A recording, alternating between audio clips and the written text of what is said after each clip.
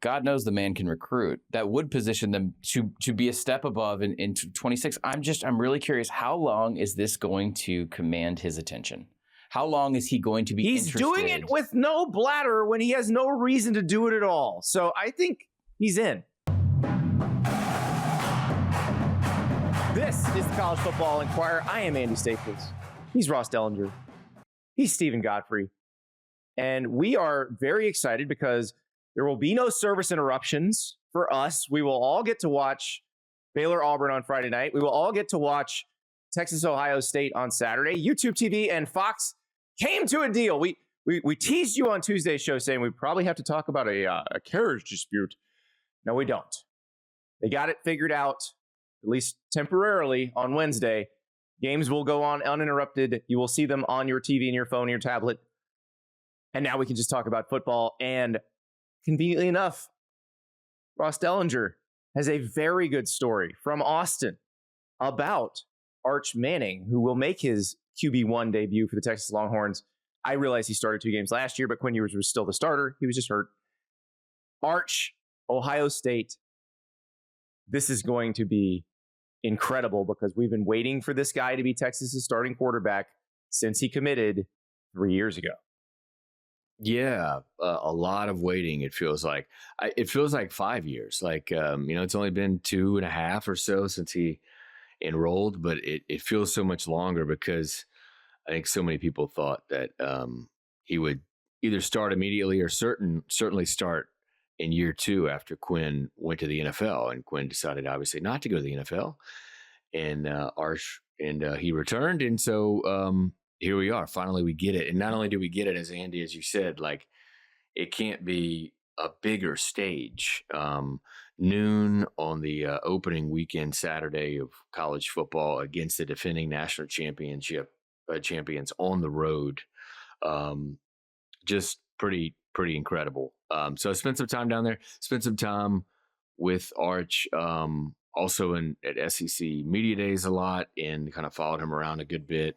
The thing that sticks out to me about spending time around him is just how goofy he is. You don't see it from the outside, but he's just this kind of silly, goofy kid who likes to joke and horseplays around, and apparently has like a touchdown dance he does during practices that makes everybody laugh quite a bit. So it was interesting to see from the inside. But Andy, I know you were triggered by a quote that I think gives us a window into how Arch is handling sort of all these expectations and hype. Which was from one of his friends, his best friend on the Texas team, which was Arch told him, "I can't wait to throw my first interception. So all the people who are saying that I'm the best quarterback in the world basically will say I'm the worst quarterback in the world." So he sees it all. He's tweeted 5 times in 3 years, but he reads Twitter a lot and he reads Instagram. So he sees and reads a lot of stuff about him. And obviously there's been, a lot written positively about him and this building up of him. And he's well aware.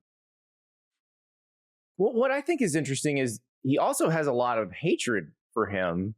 People thinking that he's been handed all this because of his last name, that we're hyping him up strictly because of his last name, which, spoiler alert, we are. Yeah, it's kind of the job. But that doesn't necessarily mean he's not going to be good. But this makes me think maybe there's some dog in him because he knows people hate him already. He gets it. And he's like, okay, let's see what happens when it gets real. Because I am going to throw a pick. Like, it's not going to go perfectly. How's that going to look? What's that going to be like? Because he's been living in this kind of artificial world, and he's got all this hatred from half the people or whatever group decides we don't like the trendy popular thing. And he hasn't actually done anything wrong. He hasn't actually done anything. Yeah, 95 pass attempts, I think. It's funny because you do have that other side of people who are like sort of like other fan bases hating on him, and part of the reason right? They're hating on him. And I saw the replies to my story. So I was trying to digesting all that. And one of the reasons was, he's this spoiled kid who everybody praises and he hasn't done anything. Well, he agrees.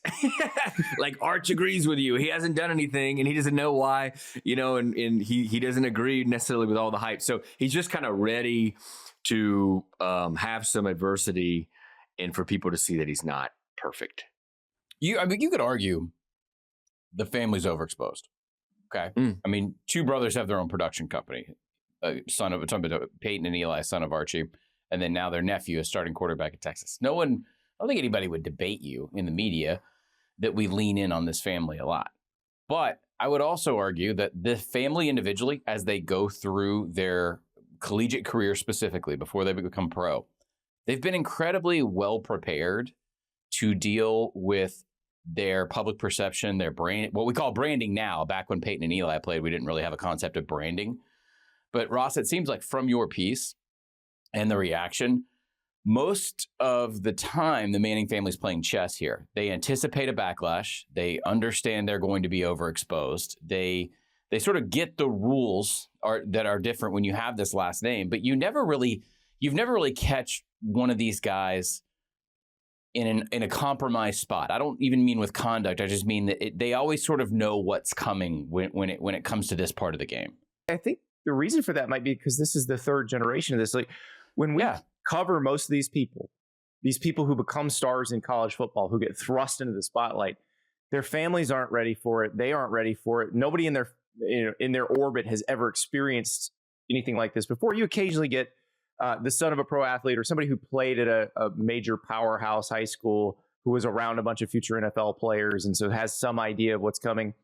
But in this particular case, Archie Manning did it first. Archie Manning became a massive star at Ole Miss and then passed along lessons from being a massive star in college and being a starting NFL quarterback to Peyton and Eli, who then built on those lessons. So Arch is getting 2 generations worth of advice that most people don't get in this situation. Yeah, no, I think it's that simple. And to put this in context, there are a lot of famous quarterbacks every year. There are a lot of famous quarterbacks by decade. What Archie Manning went through in the state of Mississippi was larger than that in context. Songs were written about him. Johnny Football type. Yes. Yeah, yes. It was like that. Yeah, imagine a Johnny Football, but like on the Hallmark Channel. Like very much like, like a mid-90s, like Angels in the Outfield, Disney kind of like much more of a feel-good type experience, but a fishbowl nonetheless. The way Archie grew up, his family history was very tragic, and then the exposure he got, even for the time, I think was outsized. And that's the advantage he had. It wasn't being an athlete with his sons. To me, it wasn't. I mean, hey, genetics are genetics. It was that he could pass along an incredibly unique experience to protect his family from this. And so far, we saw it with Peyton. I saw it firsthand with Eli. And now we're seeing it with the grandson. And it really feels like Ross, I'll transition this into a question. Did he feel PR trained, or did it feel like he was just sort of immune or numb to the idea of all the attention? Like, did he feel that slickness of like a celebrity or a pro athlete? I think, no, I wouldn't say that he has, when he talks and stuff, that he has a slickness about him necessarily. But I feel like he's sort of been PR trained from like birth. Right.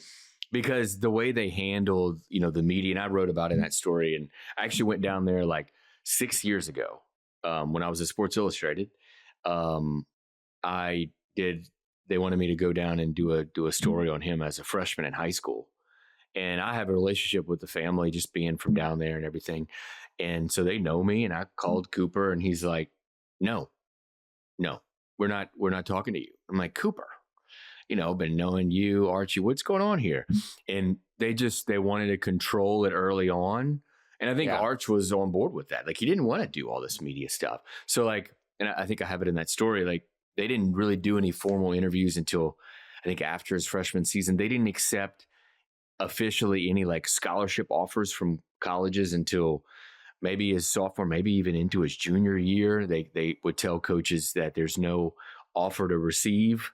So you can't make an offer, basically. So they tried early on they knew, right? Cooper and them knew how hyped up and the expectations were going to be. And so I think they tried so early on to sort of quiet them, and Arch sort of, I think, was along for that ride. Like, he doesn't really want to do, like, it's very clear he doesn't like cameras. He doesn't like the spotlight in any way. He was fairly uncomfortable a little bit at SEC Media Days. Like, he answered questions fine, but like, he doesn't really like all of it, it seems, which is weird because, the same day I think that Arch went, or maybe the day before, Diego Pavia went of Vanderbilt. He loves it, right? He loves it. Like, he's got all the chain and the pretty awesome suit he was wearing and the fancy shoes. And like he was, and then Arch shows up and he was dressed, Cooper dressed him, basically, and he was dressed in what I would say is SIGAP chic. Looks, yes, yes, he looked like he walked out of the SIGAP house after a chapter meeting. So I might say just very different. Okay. Yeah, very different style for him. Huh? His dad dressed him. Yeah, I think the difference there. Yeah, I think the difference there is. Listen, I will say this as a person with older kids, like. That story hit me differently. The Cooper flying to Austin because Archie's like, what am I going to wear? Or Archie's like, what am I going to wear to SEC Media Days? And so Cooper flies to Austin and they go shopping. Everybody's like, oh, he let his daddy dress him. I'm telling you right now, because I've got two in high school and I'm staring down the barrel of them not being in the house anymore. Yeah. If one of them is away at college and calls me and is like, I need laundry detergent, I'm like, I'll fly there and get it for you. Yeah, you're there, right? Yeah. I think I said that, just for clarity, I think I said that as my eldest is 11, and that was a little less of me being disdainful of the Manning family and more realizing, that's a thing I'm going to have to start doing here soon. So you start doing that other than laying out a school uniform. Yeah. Mm-hmm. Pavia, big difference here, right? Like, this is fame in America. Who was Diego Pavia? Who was his family? As Andy mentioned, most of these people are sort of embracing this kind of like cannon blast of spotlight in college sports for the first time. There's no right or wrong to that. We've seen cautionary tales. We've seen success stories. I'm not necessarily saying there's a good or a bad to embracing this and having fun. But look, guys, Diego Pavia came from New Mexico State, shocked the world, beat one of the most talented Alabama teams, but yada, right? Didn't even get an offer from New Mexico State when he left high school. Like, right. So if you contrast that with the Manning family, guys, you're probably bred to be a little indifferent to the things that most kids would get excited about. Yeah. The other thing is, if you're Diego Pavia, you have to be that person when you are in that body playing quarterback in the SEC. Like, you have to, you have to believe that you are 10 feet tall and you are the greatest person who ever walked the face of the earth. That is the only way you survive to play quarterback in the SEC in that body. Arch Manning, on the other hand, is 6'3", 6'4", 225, 230 pounds. He's fast. He has a huge arm. So for those thinking that this is Peyton or Eli, for the good and the bad, it's not like we don't know that he processes like Peyton yet. We have no idea. We know he's a better athlete than either one of those two. He's more like Archie and more like his dad Cooper, who was gonna go play wide receiver at Ole Miss but had spinal stenosis and couldn't play anymore.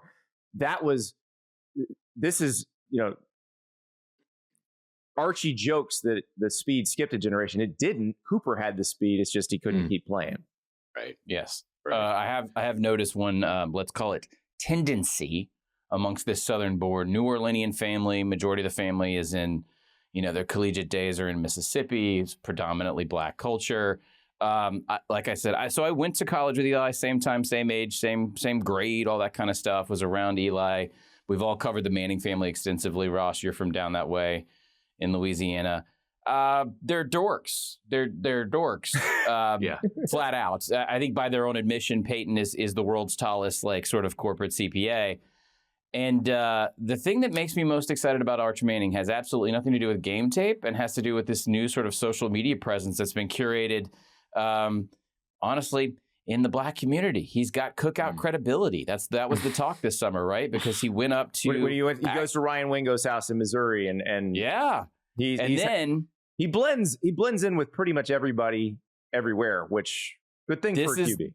This is the personality. This is the differentiating factor amongst all the other Mannings, is that this guy has an alarming amount of swagger and confidence when he gets on the field. I don't want to click on the Instagram and create all the audio here, but like this guy, look, this guy is he's culturally sensitive in a way, and I think respected and has a little bit more. Honestly, the sideline clips that you've seen thus far in limited time, he has more aggression and more swagger than any other Manning I've seen. Right? These guys were nothing if not stoic. We all remember Eli face. They think that originated with the Giants. It did not. That goes all the way back to when he's playing high school ball. You know, the quarterbacks of this family were always sort of even keeled, right? Diplomatic, executive. I think Arch, as the season goes up and down, like Ross, you talked about in the story about anticipating something bad going wrong, like happening. I think as something good happens as well, this guy's going to be more of a chest beater than anyone else in his family ever was. Now, before we glaze too much, I want to point some stuff out. Arch started 2 games last year. That was fine. It was, I believe, UTSA and Mississippi State. So neither one of those games was a challenge for Texas. He did get thrust into a game, not in a running package role like he did in Texas A&M, but in the Georgia game, the first Georgia game in Austin. Nothing was going right for the Texas offense. So Sark pulls Quinn Ewers. He puts Arch in, and it immediately gets worse. So, like, that's the part. He's going into Columbus, where he will be facing Ohio State. Now, Ohio State has 8 new defensive starters, but all of those people will be highly recruited, blue-chip players, just like Texas has. They're going to have great athletes on the field. Caleb Downs, the safety at Ohio State, is probably the best defensive player in the country. That's what he's got to deal with now. This ain't Mississippi State. Like, is he going to be able to perform at the level we expect? I think just being okay to good is all you need in this game one, in this terrifically tough environment. Because, by the way, the QB on the other side, Julian Sayin, is in the same boat. Right. Yeah. This game has great plausible deniability when it comes to long-term narrative. That's a really fancy way of saying you can get out of losing this game and still maintain your playoff credibility, because it's inexperienced quarterback play, it's inexperienced defensive replacement based off of a national title winner, and it's week 1, right? Either team really has the safety net here of just not losing by a lot and then being able to explain away that loss if they can then fix things down the stretch and win through conference play, because both are sort of penciled in as conference favorites. Maybe Ohio State not as much. Andy, you mentioned the Georgia game, and I was talking to Steve Sarkisian, Texas coach, about that when I was down there, and just Arch and overcoming sort of that. I mean, he fumbled, right? He fumbled on a delivery, I think, and then Georgia kicked a field goal to go up 23-0 after he lost the fumble. And I was talking to Steve Sarkisian about him obviously facing adversity. Some of the things that we talked about earlier about how he wants to throw a pick and just kind of get it out of the way. And he faced adversity there, right? And he got thrown in and he fumbled, and there was this awful sort of game in general at home.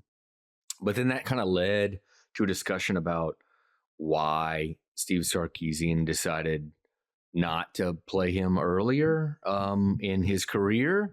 And it was interesting because I asked him, was it hard, not to play earlier, a kid who's, such a highly ranked prospect and there's so much hype around him, for him to sit the bench for basically 2 years. And he actually, he gave a little window into how difficult it was. I think it was a challenge. And he said the hardest part was when Quinn Ewers was battling so many injuries, and Sark sort of asked himself, is it best for us to just play Arch right now? And And it was interesting. He kind of opened up a little bit about it, but he said in the end, he said, I promise the Manning family, normal recruits families are like, play my son as soon as possible. Right. We want him to get on the field. Well, Sarkisian on day one, he said he promised the Manning family, I'm not going to play him when he's ready to play great. Or I'm going to play him when he's ready to play great, not when he's just ready to play. And so he actually promised this recruit's family something different than maybe some others. So it just goes along with sort of how different, the Mannings sort of like approach many things, but certainly Arch's recruitment and his college career. Just, but can I ask just a simple question here? I wonder if the patience that's been afforded to the development of these kids, and correctly so, to Eli, to Archie, is that not just a family that is independently wealthy and confident and has stability where they're not writing their economic future on this kid? Well, they also understand the bigger picture. People tend to be better NFL starters when they've been multiple year college starters, which is why none of the NFL people think that Arch will leave after this year. Like, sorry, Saints. It's all wrapped into that.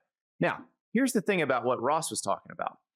If Arch comes out, balls out, is awesome, is everything that the hype says he will be, Sark can say all he wants about what he promised the Manning family. It will get relitigated. Yeah. Why did you keep playing Quinn Ewers when you could have won a national title with Arch? It's going to happen if Arch. I think Sark will take. Look, in terms of controversies amongst fan bases, I think Sark would take that every day of the week. That's a hindsight. Of course, because it means he's probably going to have a good chance of winning one with Arch. By the way, Andy, looking at his stat line last year, he threw 2 interceptions in a game against. Does anyone remember? The mighty Warhawks of Louisiana. ULM. Monroe. That's right. ULM. I'm sorry. Fear the Bayou, people. Fear the Bayou. That's a defensive performance. Brian Vincent's a hell of a coach, dude. Brian Vincent, also acting AD currently at Louisiana Monroe. Acting AD, If you are looking, if you believe in miracles, folks, and you believe in faith healers, that man is putting hands on the Bayou right now. He's also his own boss, which is great. Yeah. Can't beat it.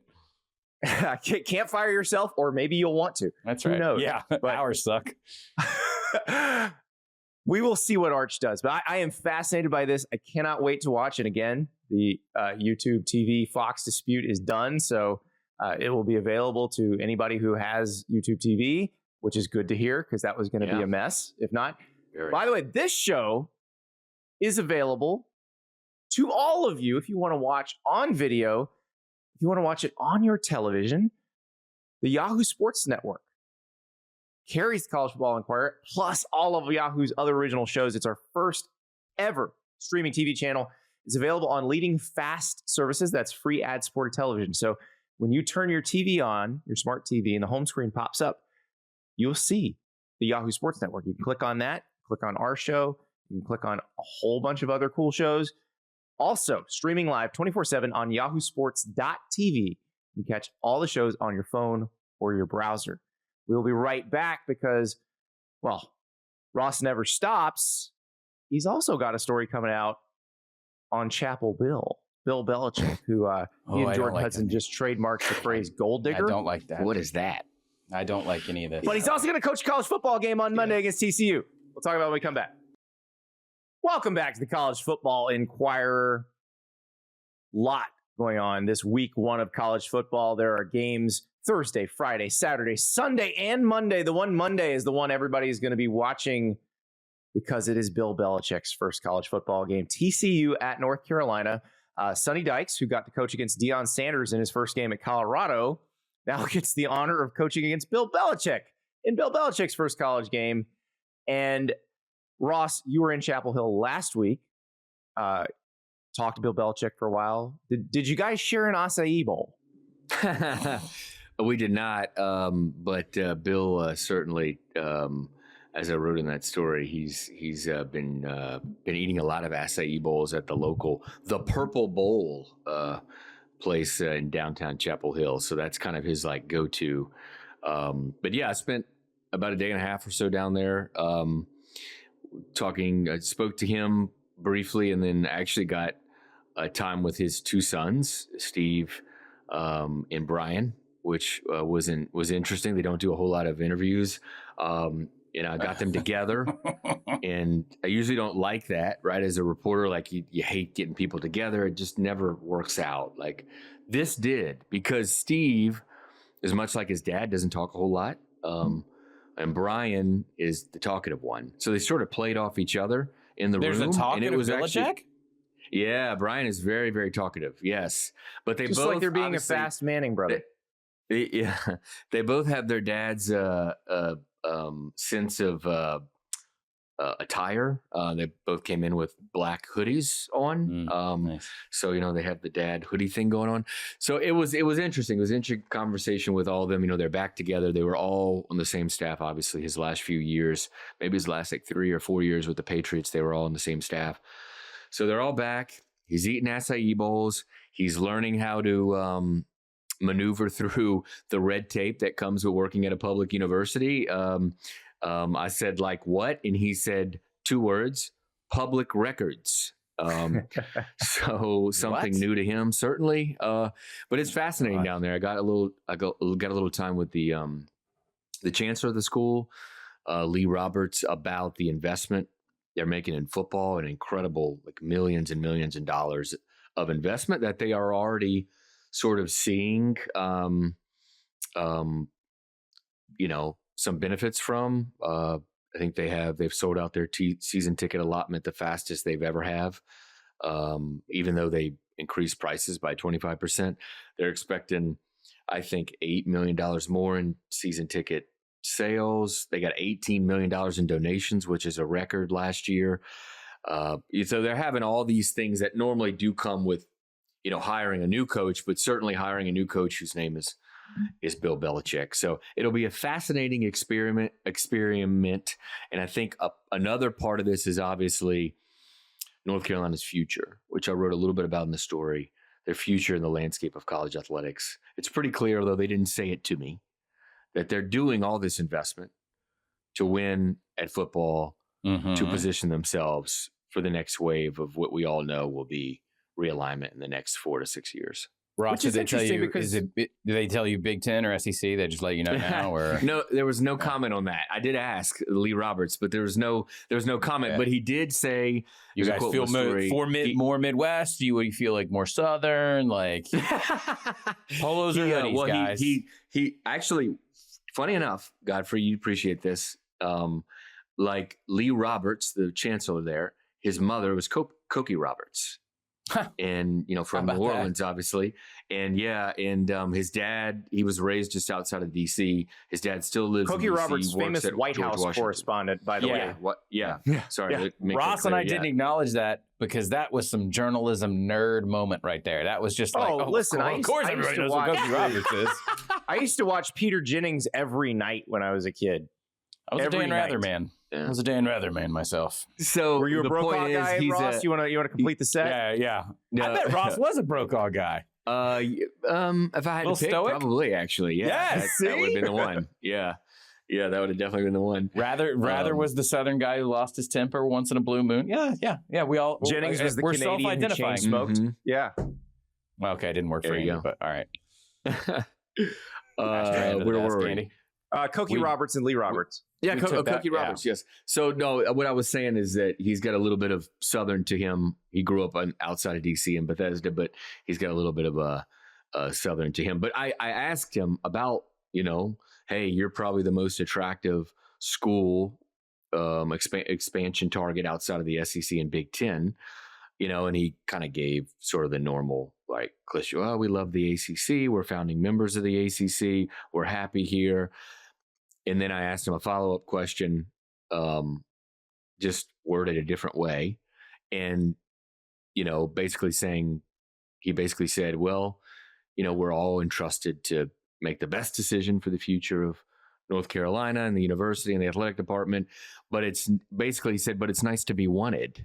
And his exact quote was, to the extent we are perceived as having options, that's obviously a good thing. Wow. So they're going to have some options. diplomatic phrasing there. Congratulations. His mom was obviously in media. His dad was in media. His wife is in media. He knows media. Yes, and he knows how to handle media and knows how to handle interviews. So he can avoid saying who doesn't know how to handle interviews? Jordan Hudson, at least, because based on what look at that transition. I know. Wow. We're not talking about this, Ross. We're talking about journalism class here. Let's go. No, I didn't. So let me start from when I walked in the facility. They were in the middle of having a press conference. Belichick was having like a full press conference with the North Carolina beat there. Okay. And in the back of the room, she was in the back of the room, just watching. And then after they were done, both of them kind of walked off sort of together into the little lobby back area. And then I came around and was able to get him just for a few minutes off to the side. But she was right there. Her presence is all the media attention did not change that. Right. She is very banned very much there from the building, which no, not banned. We knew that when that story definitely came out. Not, that she was not going to be banned because there was never going to be a ban. Yeah. Yeah. So she's there, front and center. That's great. That's great. I have nothing family appropriate on this. I just want to know if she offered some notes to Bill on his press conference performance. That was not the one where he announced Gio Lopez as their starting quarterback. That happened this week. But no, that actually was the one he was asked, Andy, about who the starting quarterback would be. And sort of like that funny side of Bill Belichick came out where he had the tongue in cheek, like, yeah, we're just going to tell you that right now, 2 weeks before the game. In fact, we'll just release the whole starting lineup for you right now. Would you guys love that? Let's get that done. It was like that sort of thing. Everybody in the room sort of, chuckled. What's funny is Shane Beamer also not releasing a starting lineup for South Carolina. Same thing. But he had a little there was a feeling of like the media was in on that laugh. It wasn't entirely at their expense. Is that what you're saying, Ross? It wasn't one of those. No, correct. Yeah. It wasn't one of those old school Boston things where he would just browbeat some human being and the skin would melt off of them. There wasn't that, and apparently there hasn't been much of that there. I don't know if he was sort of told, but just asking around there in North Carolina, like he's handled that. Therapy, now he didn't allow a lot of players to talk in the spring, maybe hardly any at all. So that was sort of an issue there with the local media. But he hasn't been that guy that's really, but he also hasn't lost a game yet. So we'll see, I guess, what happens. But certainly the offseason, he hasn't sort of brought that Boston sort of bite to any media member, from what I understand. And the losing a game could happen Monday night. Very realistic. TCU's favored in this game. They're pretty good this year. They got Josh Hoover back at quarterback, even though there were some very interested other programs, cough, cough, Tennessee, cough, cough.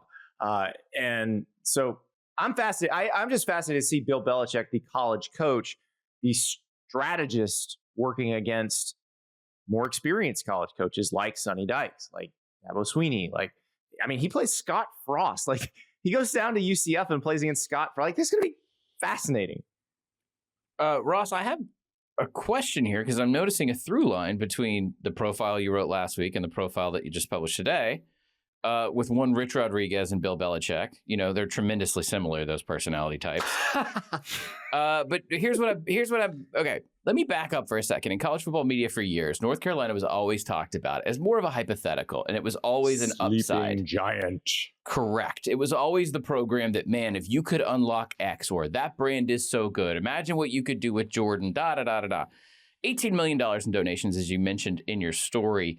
You said there's record season ticket sales. Sounds like so the money faucet has been turned on. The investment that you're talking about, is that coming from people previously affiliated with UNC? Are those people that are just sort of, I don't know, maybe corporate donors that weren't properly engaged before? Because just like last week with West Virginia, what's obvious to me now is that the hire was made maybe not just because of football acumen, because a lot of people could sit here and argue that Bill Belichick does not translate to college football. By the way, having your sons on staff the last 3 years at New England very much translates to college football, especially if they underachieve. Yes. May not, but I was going to say, may not be the biggest brag in the world if you go back and look at some of those statistics that New England put up their last 3 years in the league.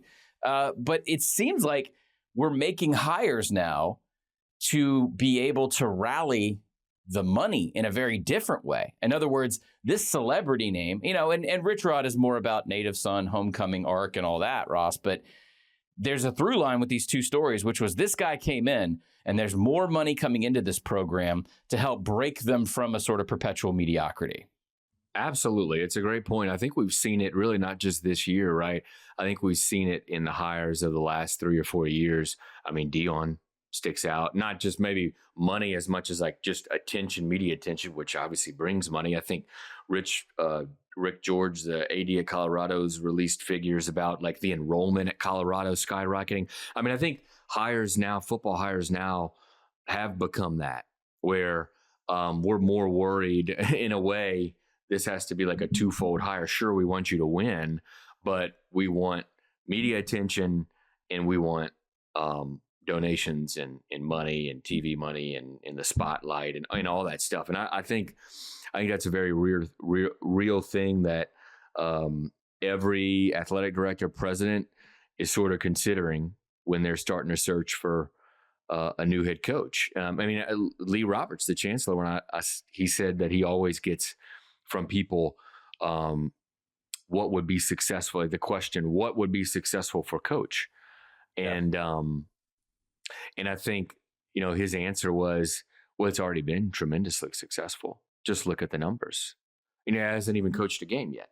So I think that's a good indication of part of these hires. Is money driving money because money's never been more important or needed, right, in college athletics. As we talk about the political sort of the increase, sort of the politics involved in coaching hires, I also want to point out the nepotism connection too. So Rich Rod has a son on staff, right? Oh yeah, his daughter also runs the daughter too. Yeah, right. And we have Belichick's plural now in Chapel Hill. So yeah, that American success story is still as strong as ever. As we talked about. I mean, if you were Bobby Petrino's son-in-law for a while, you had a spot at Louisville. So, yeah. Well, Ryan Beard is Bobby Petrino's, Missouri State's head coach is Bobby Petrino's son-in-law. Right. He was one of the sons-in-law in question. Yeah. So that sprang to mind. Get a Missouri State reference in. Come on, Andy. Well, the Belichick thing is fascinating. I cannot wait to see him actually coach a college game. I pointed out that the coach on the other side of the field will be Sonny Dykes from TCU, who had the privilege, probably not the right word, the misfortune of coaching against Deion Sanders in Deion's first game at Colorado. Deion destroyed TCU in that game, which surprised a lot of people. I think something else that surprised a lot of people, though, is Deion back with a vengeance at Colorado with no Travis Hunter, no Shedeur Sanders, no Shiloh Sanders. I think I was one of the people who was skeptical of what Deion's long-term aspirations at Colorado were because it felt a little daddy ballish for those 2 years. But I think he has erased any questions about that. Deion starting year 3 at Colorado. They start against Georgia Tech on Friday night. That's going to be one of the better games of week 1. That's going to be very interesting because Brent Key's done a fabulous job at Georgia Tech. Yeah. But Deion Sanders, we haven't really talked about this since we relaunched the show. I think he proved any of us who thought he didn't have a long-term desire to be successful at Colorado, he's proved us wrong in the most dramatic way possible. He had cancer this year. He had his bladder removed. He could have said, you know what? I'm going through some stuff here. I don't need to coach anymore.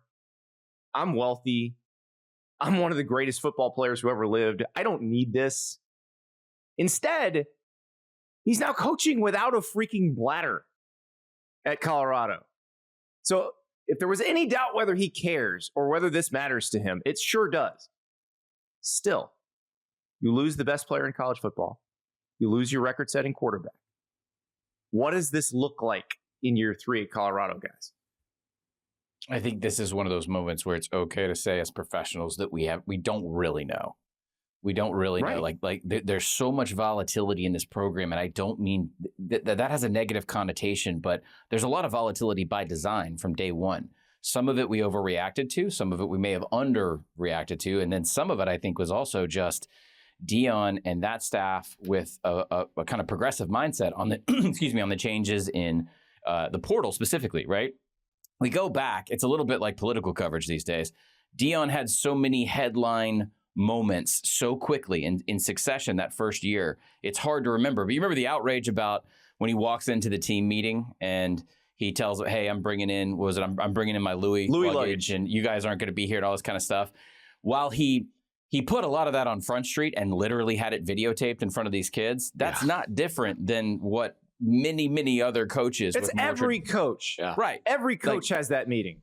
Traditional. Just use Louis maybe or correct. Or yeah. I'm bringing my Samsonite luggage, gentlemen. That would probably like a Carhartt work bag in a lot of instances. I hit the Cabela's store in the airport. Coming here. Yeah. We could debate luggage choices amongst coaches. I think, some of the most successful coaches are still probably throwing stuff in a garbage bag. But Deion is perpetually misevaluated. And it's hard. Some of that is by Deion's design. I think Deion was also kind of crazy like a fox, Andy, in those first couple of years because he did put the focus on him when they decided to basically play football without an offensive line for a little while, or they had a tremendous amount of kind of palace intrigue on how that offense was being run. Sean Lewis, who's now the San Diego State head coach, was kind of there as a high-profile OC hire. He came from the MAC as a head coach, and that didn't work out. They kind of reshuffled. Deion was wise to sort of always make himself the celebrity, to hide from a lot of things. He was wise to wrap his arms all the way around the media to protect the development of his son as well as Travis Hunter. All these things are gone now, to your point, Andy. And I was one of those people. You said you were. Ross, I don't know where you fell on this. I just assumed he would chase an NFL gig. I really did. I assumed this was going to be a short shelf life. I don't understand what he's doing now. Again, that's not I'm not trying to phrase this as a pejorative, but what is he, Andy? If he's successful this year, if they're above 500, they go to a bowl. Is this 5 more years? Is this 6 more years? I'm really genuinely curious now. This would be a really good coaching job relative to what he took over. Yeah, he took over a 1-11 program. Yeah. If you take a 1-11 program and you make it a perennial bowl program, yeah. That's great. At a place like Colorado, whose old money and boosters and culture don't really understand the things you got to do in college football, and then you bring in someone who understands football better than all of us, right? Yeah. So this would be a success story by way of several rounds of media fatigue, and it's one of those where I cannot believe I'm saying this. After the amount of sheer exhaustion we all felt from Deion those first 2 years, I'm kind of interested in this team this year. But I'm interested in the football. But if you look part. at their transfer portal numbers compared to the last 2 years, okay, it's very different. The last 2 years, their transfer portal numbers are in the 50s. This year, they're in the high 20s or low 30s. They are very average compared to the mainstream college football team in terms of how much turnover in the roster they had. And it was actually more than they wanted because their center left after spring practice and went to Texas Tech. They didn't expect that. They thought they were bringing him back. Their whole D-line, now some of these guys are transfers, but they were on the team last year. It's not like they're plugging in a ton of new starters. Now, they are 4 offensive line starters or transfers this year, but again, not by choice. They were hoping to have more back, and somebody left. But Jordan Seaton, their starting left tackle, signed out of high school. Even that, Andy, is not forgivable. I feel like I don't have the right phraseology to talk about Deion, but it's understandable now X amount of years into portal culture, whereas the O-line turnover, we're like, you got to stop doing that. I don't care if you are crazy like a fox, this is not how you develop O-line play. But now you look across national title contenders and there's more plug and play out of necessity on the offensive line than ever before because that's the market we're in now. So even LSU's that doesn't got 2 transfer O-linemen starting. Okay. You are going to have to account for inconsistency across your lines now at the very top of this sport as well as the bottom. So, Barry Odom in Purdue flushed the roster to the same degree that Deion did at Colorado when they got there with none of the attention, right? Yep. Barry Odom comes in, first year Power 2 head coach, turns the whole roster over. Rich Rod, who we just talked about, had 1 fewer transfer this year. This is just a thing we do now. And Deion was the one who sort of brought it in and unapologetically put it up front. How That's we right. reacted was our business.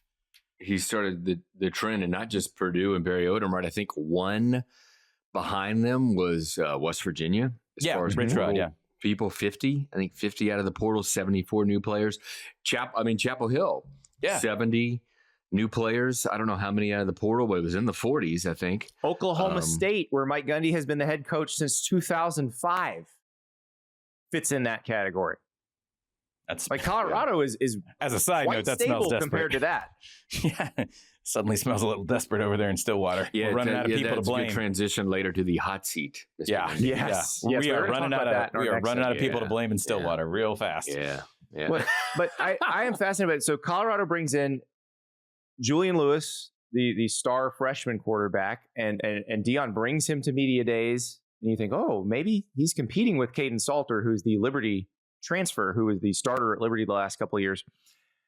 That's not what was going on. I mean, they were competing, but Caden Salter was going to be the starter. Deion said it this week. He's like, of course he was going to be the starter. He would like to get Julian Lewis some playing time if he can. Georgia Tech's probably not the ideal opponent for that right out of the gate, because if you're putting your freshman in, it might mean the game's out of hand and not in the way you like. So Caden Salter, though, very accomplished college quarterback, like not going to be intimidated by playing against Georgia Tech right out of the gate. So I am fascinated to see this, the receiving core, because obviously Travis Hunter was a big part of that, but so was Horn, so was LeJontay Wester last year. A guy like Draylon Miller, who was a freshman that they signed out of high school, who played some last year. Like, does he take a bigger role? I'm fascinated to see what they do. Well, I was just like a lot of people. I mean, Godfrey asked the question earlier. I was in the same boat as far as Deion's tenure at Colorado. I mean, I think I put it at like 2.5 years as the over/under. Whether that meant him going to the NFL or going to like another bigger college job, or just leaving, just in general leaving after his sons did. But here he is, in without a bladder, or a recreated bladder from his some other organ. That was like bringing his doctors to that press conference. Yeah. It was wild. Yeah. Do you think he's a different cat, and boy, that showed it, right? He's just like putting it all out there, depends, all that stuff.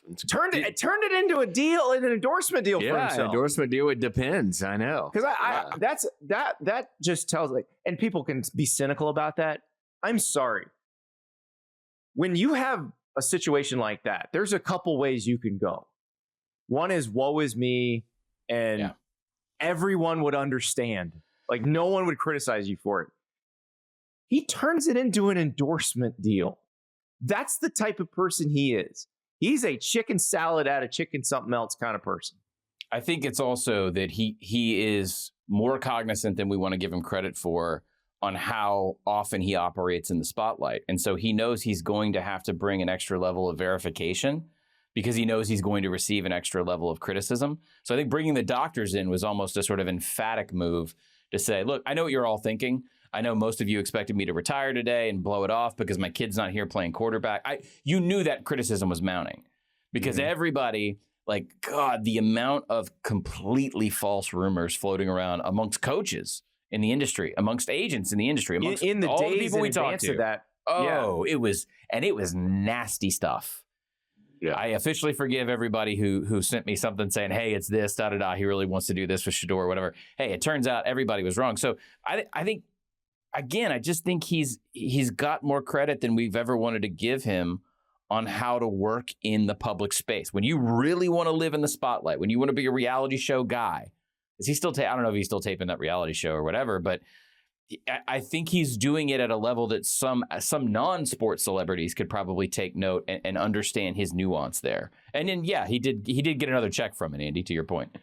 Yeah, but he's brilliant when it comes to all that. I mean, he's brilliant about how to handle like the media and how to get, attention, honestly. And he does a great job of it.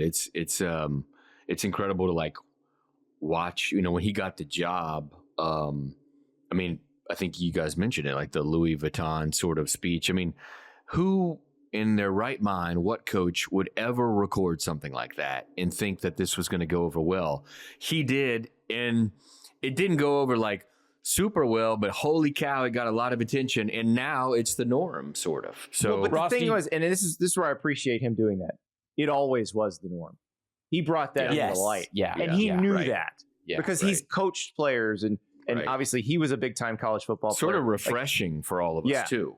You know, it's sort of like he knew how that operated, and he wanted to show the rest of the world how that operates, and you learned. Yeah, I think that's a really good point, Andy, because I only seek to sort of try and get to the most honest point when it comes to the game we play in the media with the actual stakeholders, the coaches and the ADs and all that stuff. I've always just endeavored to let's just be as honest as possible. So I give him a lot of credit for doing that, because whether you like Deion or not, whether you think he's overexposed, I guarantee you his bedside manner with the kids he's cutting or the kids he's putting on scholarship or in general is far better than maybe one of your favorite historical college coaches. In fact, I'll go ahead. I'll give you a name right now. If I had a child who was 18 who was going to commit, I would send them to Deion Sanders 100% of the time before I would hand them to Bobby Petrino to do anything. Full stop. Like, I mean, this is the kind of like honesty we need to have about this, is that he may be overexposed, he may be annoying, and you may not like him either for cultural, political reasons, but he's not the snake that a lot of people made him out to be when it comes to his treatment of the athlete, because he was an athlete. Right. Yeah. Hey, and one of the other things we should say, and like we're all like acknowledging what we thought that Deion would do, leave, whatever, not stay after his sons, all that. But there's also another thing, like his first year, and I was probably at fault here. Certainly a lot of other media members were at fault, or more at fault, is like the anonymous coach, athletic director stories of like, this is going to fail. It's going to be a disaster. Look out, and boom, he's went from 1-11 to what, 8 wins and 10 wins. Yeah, they had 4 wins and then 9 wins. So 4 and 9. Yeah. Damn, where was he getting 8 from? I don't know. Very difficult. Like 8. Going from 1 to 4. It felt like that first year, but no, so now you don't have the cheat code that is Travis Hunter. You don't have Shador, and we're going to see how good a coach Deion Sanders is. Yeah. I'm excited to see it.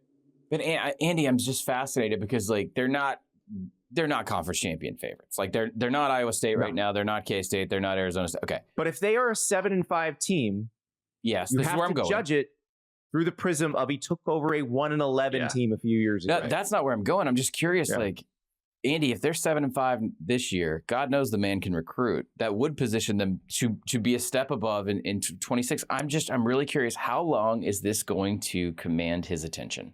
How long is he going to be interested? He's doing it with no bladder when he has no reason to do it at all. So I think he's in. So we're talking, I mean, it's kind of insane to say this out loud now, where I think like he's at least, I don't know if he's going to be at Colorado 6 years from now, but I think he might be coaching. If he's willing to do this, I think to your he's point. Definitely coaching. The the only bladder, question with this is now, is he too good at Colorado to stay there? But like health-wise, I mean, not just his bladder, but his foot, his toes, and all that stuff too. He still has issues with all that. So you wonder how long that he really wants to go as far as health. Well, how much can he put into it? We already know the stories about him in recruiting, right? Not making basically in-home visits. Part of that probably is because of his health. And like, I just wonder how long that can. So the question to ask then is, what's the Florida State buyout every year? This year it's $55 million. I think. Still, way too. That's why I said he's got a minute. He's got a minute. Yeah. Speaking of buyouts, credit card millionaires down there. Speaking of buyouts, we're gonna talk about some dudes who enter this season on the hot seat, and we're gonna pick some games. We'll be right back. We're back at the College Football Enquirer, and we're going to talk a little hot seat. That's just how it works going into the season. Who's in danger? Who needs to win a lot of games right now? But I find this particular season interesting, gentlemen, because there's a few coaches on, I guess the best way to describe it is the razor's edge, because they could get fired this season or they could get extended after this season. It's kind of one or the other. And the 3 that I'm thinking of are all in the SEC. It's Brent Venables at Oklahoma. It's Billy Napier at Florida. And it's Hugh Freeze at Auburn. all of them, I feel like, with a great year, their AD gets super excited. Their president gets super excited. Well, Florida may not have a president. They'll have an interim at that point. And they say, oh, come on. We're in for 6 more years. Or things go really badly and sometime in November, a buyout check gets stroked. Guys, what do we think happens? Yeah, well, let's talk about the buyout, because I think obviously that's important in a time where schools are having to pay the players directly, which is why perhaps maybe Billy Napier is still at Florida. It's because the schools have also to their difficulty in finding a president and keeping a president has something to do with it. I mean, like last year, I felt like Florida was like the great example of what many schools did, and it's like we're going to hold our buyout money because we have to pay the players next year. So Florida, I think Napier's buyout's around $20 million this year, right? Last year was more like 26, 27. Yep, I believe a quarter of it due up front, the rest paid out over annual installments, because how your buyout structured matters. Guys, that's why Mark Stoops is not getting fired, because his is due in full in 60 days. And it's if you're a college football fan, sorry to cut off. If you're a college football fan, it's not the dollar figure anymore. It's the speed at which you got to pay it out. Because there's an interesting thing about Auburn. His post-25 buyout, I think, is like, it's pretty normal by Auburn standards. I think it's 15 if Freeze is fired this year. Yeah. Okay. Here's the catch. Okay. Malzahn was 21 and change. Harsin was 15 and change. But they were both not offered. They were both owed 50% of that figure up front. I think it was a 60-day window to pay. Freeze does not have a clause in his contract. Auburn finally got smart because of their Auburn-like tendencies. Yeah. So Freeze is just a monthly payment. So he's Rent-A-Center, baby. It is baby. the most manageable buyout in the SEC. Exactly. Also, and Andy, I think one of the things that informs the evaluation on Freeze specifically is, God, do you have an Auburn-ready head coach sitting in Tulane? And by the way, you also have Rhett Lashley at SMU, who would they're going to take that phone call, as good as SMU is. The market is really demanding, I think, a referendum on Freeze probably the most intensely. It's not like the situation at Oklahoma is great. It's not like Florida hasn't had their struggles. But, man, if you just want to go ahead and swap out, if you're Auburn, this feels like the year that you could justify doing it after a 7-win season. Now, here's the thing, though. They don't have a 7-win roster. They got a 10-win roster. Not according to not as hard as Florida's or Oklahoma's. Yeah. That's you're in, baby. Oh, I'm all in on their roster. Friday night game. Big. Yeah. For both of those, Baylor, by the way. You lose at Baylor. Yeah, but both of those. Yeah, I mean, Aranda's obviously on this list for some people too, on the sort of the hot seat list. He got off. Last year, a lot of people thought midseason he was probably going to be fired, and they won their last 6 regular season games. One buyout we haven't mentioned, the biggest. Yeah, Venables is $32 million. Yes. And the thing that colors that situation too is that there's a lot, especially by Oklahoma standards, of change occurring at Oklahoma behind the scenes. Yeah. And so, look, it's a pretty reliable axiom that if the guy that hired you is no longer in the building, you might want to start worrying. So that's compounding the situation with Brent Venables. Obviously, grafting on the Washington State offense and bringing in Mateer as a sort of, I don't want to call it last ditch, but there's definitely a lot of pressure. No, that's the thing. As big as that number is, they will move on him. Absolutely. If it's a bad year, because they've, Joe Castiglione, their longtime AD, he's out as of the end of this year. They hired Jim Nagy as the GM, and Jim has been given NFL type GM powers. Basically, Russell Stevenson, the former CEO of AT&T, is the one making a lot of the decisions now at Oklahoma. Randall Stevenson. I'm sorry. Randall Stevenson. Context is everything in these decisions when it comes to these large dollar amounts. And Oklahoma has watched the change at Texas A&M. They've watched the change at Texas.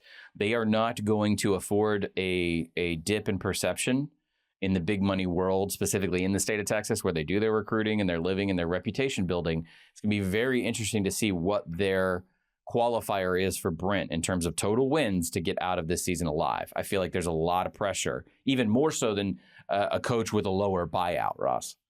Could be a lot of like change in the SEC, right? Someone we haven't talked about too up in Arkansas, Sam Pittman. Yes, sir. His buyouts, either $5 million or $10 million, depending on he's got the clause in how his many contract he wins about or the loses. 500. Yeah, the 500. If you want to, if he's below 500, it's what 50%. If he's above 500, it's 75% of his. This is one of my salary. favorite things to watch because first off, it's Sam Pittman. Even if you're an Arkansas fan, you want to move on. Everybody loves Sam Pittman. He brought you out of disgrace, right? If Sam Pittman has a good year, who's to say he doesn't walk off into the sunset? Walk and just. I would like to walk that out with you, Andy, because if they came to an agreement outside of the current contract, I could see that happening. And I could also see Sam Pittman, based on the people I've talked to, kind of become that guy that you corner office, you set up at every alumni event, you set up at every fundraising event. He's got his hog statue on the lake. Like, that guy did more for Arkansas the last couple decades than pretty much anybody in the program. I really like he's a good human being as far as like what he was able to return Arkansas to and the way he did it. However, so the clause that Ross is talking about, it cuts out one of the early season, because I think his first year was 2020. Cuts out the pandemic year. Yeah. But it is basically 2021 on. If he's above 500, the buyout is 75%. If he's below 500, it is 50%. I believe he has to go 4-8 this season. So you need exactly a 4-8 season to go from 27-24 to 31-32 if you're an Arkansas fan. So 5-7 would actually still kick in the extra amount of money. Now, are we sitting here talking about the difference of a couple $1 million to a Big Two program with SEC money? Is this all semantic? Kind of. It's the fun thing that we talk about when we get to play with these contracts. I think the decision will be made ultimately outside of that overall record. I don't think it would sit like if they go 5-7. I don't think anyone in Arkansas is going to throw their hands up and say, "Well, we wanted to fire him, but we got to spend $5 more million." That's not going to happen. That's not going to happen. But I do think Pittman has the most institutional appreciation of anybody we're talking about, and the road ahead. Again, if by the way you're interested in Rhett Lashley at SMU and you want to get in and do that, is I think to graduate Pittman to see if he's on board with maybe staying on with the program to some degree. I agree. Now, we're done with the unpleasantness. Let's pick some games. So I know everybody loved Race for the Case. I did too. But again, we don't want to copy everything. We're starting anew here. So we're going to have a new segment. I don't know what we're going to call it yet. I'm going to put it out to you guys. You tell us what you think we should call this thing. Because basically, it's a game that we kind of feel in our loins. Like one game that we feel like is a big one that we have the outcome, the result nailed. And we're each going to throw out one game, one pick per week. And the person who throws out the most winners is the champion at the end of the season. Now, I don't know if we're going to make a belt. I don't know how we're going to reward this championship. So that's another thing you guys can think about. The name I was workshopping on this is I've Got a Feeling. I could hear the Black Eyed Peas in my head. I think the people can maybe do better than that. But okay. Yeah. What about Feeling Our Loins, Andy? That'll work. I'm sure Yahoo would love Feeling it in our loins. I love that. The loins. Yahoo might not love that. I love that. Yeah. The graphic. Like, I don't know what you put on the graphic when it's feeling it in my loins. Like, I can hear our producers screaming just in my ear, just a little, just softly in the distance. All right. Week 1. Let us go with our picks. Somebody's got a Thursday night pick. So we're recording this on Thursday morning. Boise State and USF kick off at 5:30 p.m. Eastern time. Nebraska and Cincinnati kick off at 9 p.m. Eastern time. So there's a good chance if you're listening to this, you know the result of the game. But Ross, you're the one with the Thursday night pick, right? That's me. That's right. Yeah, I mean, so I think it's 6.5. Nebraska's favored by 6.5 against Cincinnati. I've got the Huskers covering that against the Bearcats. You're gonna make Taylor Swift sad. It's in Kansas City. I'm sure Taylor and Travis, newly engaged, are probably gonna be there. Travis, of course, a proud Bearcats alum. So you're going to make Taylor Swift cry on the week she announced her engagement. Write a song about it. You can't say that. Like someone's going to run with that today that she's guaranteed. Like, yeah. Someone is going to run it. I can see the aggregate now. You just upset a very volatile Yeah. algorithm, my friend. Yeah, there you go. There you go. Trust me, you can't do that. I don't know. It seems like every year that Matt Rule has been at Nebraska, we've said like people have said like this is the year, right? They're back. They're going to win like 10 games and go to the playoff and all this stuff. And you know they haven't yet. And I think a lot of people were pegging that last year, and they won 7 games. But here we go again, right? This is the year. Matt Rule year threes are traditionally very successful. Temple and Baylor, both double-digit win seasons. So you're saying it's the rule of threes? Yeah, there you go. Bada boom. I'm sorry. I'll So this is it. This is the year, and they started off with the Bearcats with a win that covers 6.5. So give me I will throw you a name: Dane Key, former Kentucky receiver, now at Nebraska. That's going to be Dylan Raiola's favorite target this year. Just watch. There you go. Godfrey, who you got? Let's go to Friday night in my ever increasing quest to become the obnoxious record store hipster of college football media. Consider this the Pitchfork segment. You ready for San Jose State and Central Michigan? Kian Niumatalolo, the former Navy head coach. It's 13.5. As much as I'm intrigued by the hire of Matt Drinkle, the former, I guess, sort of co-OC, you could call him at Army. And Army O-line coach. I love when O-line coaches get head coaching jobs. Yes, big fan. He was O-line. He was kind of co-OC for a while they played around with their scheme. I really like what I think he's going to bring to Central Michigan. I'm intrigued by anybody who wants to take on a MAC job these days because it's bleak. However, what I really want to talk about is San Jose State returning quarterback, running back, 14 of the 22 starters on defense that saw some time. Those are guys who have started at least one game. That's a lot of consistency in the G5, which is something that always jumps out to me. I want to give you a name, linebacker named Jordan Pollard. I think they'll be talking about him as it relates to the NFL maybe next year. And also, if I theoretically was in the market for an ACC head coach out there in the Bay, I would be paying attention to a lot of San Jose State games, just theoretically. But I like them. I like them to cover. And look, somebody's got to challenge Boise.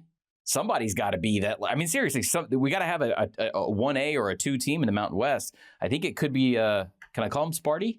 Let's do it.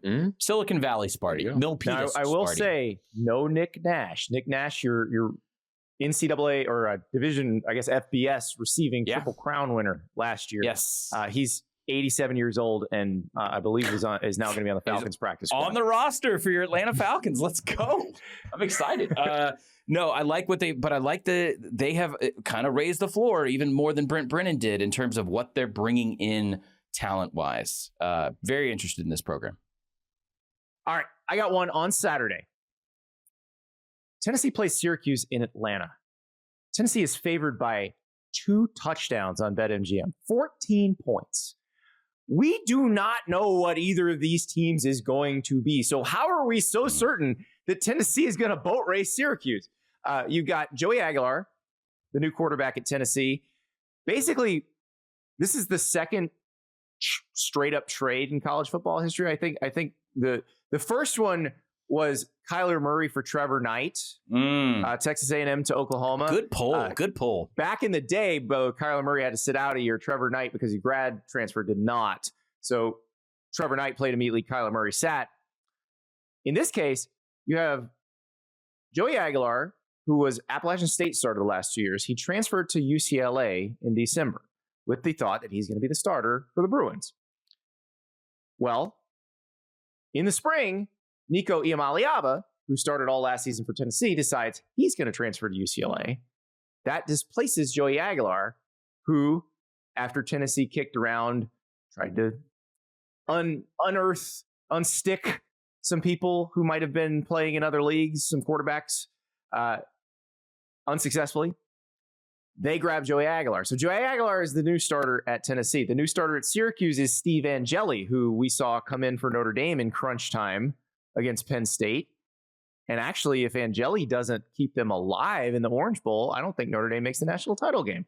So we don't know. We do know Fran Brown had a phenomenal first season at Syracuse. Yes. But it was a fairly easy schedule. This one's hard. Yeah. Kyle McCord's gone. Yep. Trevor Pena, who is their leading receptions guy, he's at Penn State now. I get it. But I do have faith in Fran Brown to restock that roster. I have faith in Tim Banks, the Tennessee defensive coordinator, to keep that defense good. I don't know how good that Tennessee offense is going to be. So I cannot, in good conscience, pick Tennessee to just blow out Syracuse. I will take Syracuse to cover plus 15 in Atlanta against the Vols. All right. Come at me, Baltimore. They will. Yeah, no, they definitely will. They definitely To be will. sure, they will. I'm a state resident. I'm a We've state all been resident, so I'm experienced abstaining that, from yeah. that because we have open record laws, and I don't want them in my driveway. So, Yeah, Bill Go Belichick Vols. hates those, but you understand them. You can work around them. So, Made a career out of them. gentlemen, we made it. Woo! Week 1. Yeah, dude. Happy right. holidays because you're catching this on a Thursday. You have college football. Andy, 4:30 Central Time over here. We're going to see Boise and South Florida all the way through until Monday night. God bless us one and all. This is the greatest holiday of the year. Yeah. I cannot wait, and I cannot wait to talk to you guys after we've seen the games of Saturday and Friday and Thursday, because we will be back on Sunday. We'll talk to you then.